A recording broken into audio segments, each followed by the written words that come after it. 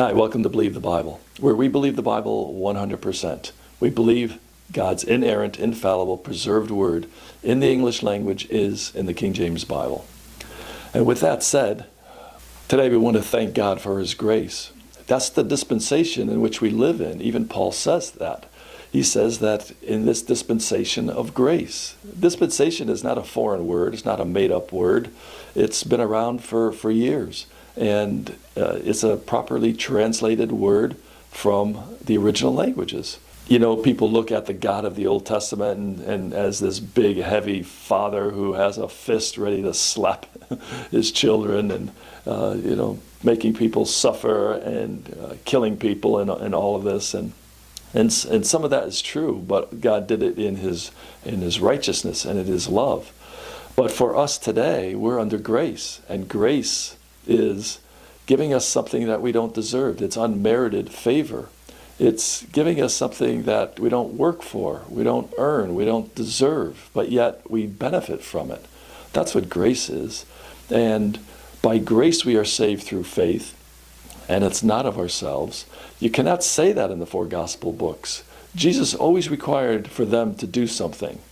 Now, there was grace in the four gospel books, and there was mercy as well. But there was never only grace alone for salvation as it is today. So the God of the Old Testament, we find, did have many characteristics. Let me list a few. God in the Old Testament did show His love, His long-suffering. He showed His righteousness.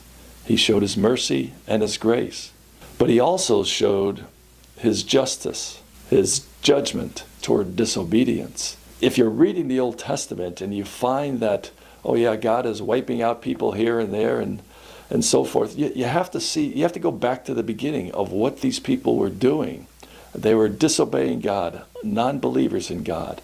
We have to understand too is that God in the Old Testament, under the law, dealt with Israel under an if-then relationship. If-then, meaning if they did something good, they got something good. If they did something bad, they got something bad. If you read it, you'll see it, especially you read Leviticus chapter 26 of those 5 courses of punishment that God builds upon Israel if they didn't do what they were supposed to do. We can't blame God. So many of the atheists out there, they just blame God for doing things unrighteous, but that's far from the truth. God is righteous. We are the ones who are unrighteous. So today we should thank God for His grace, His abounding, abundant grace that He gives us every day. Thank you, Lord. You have a good day.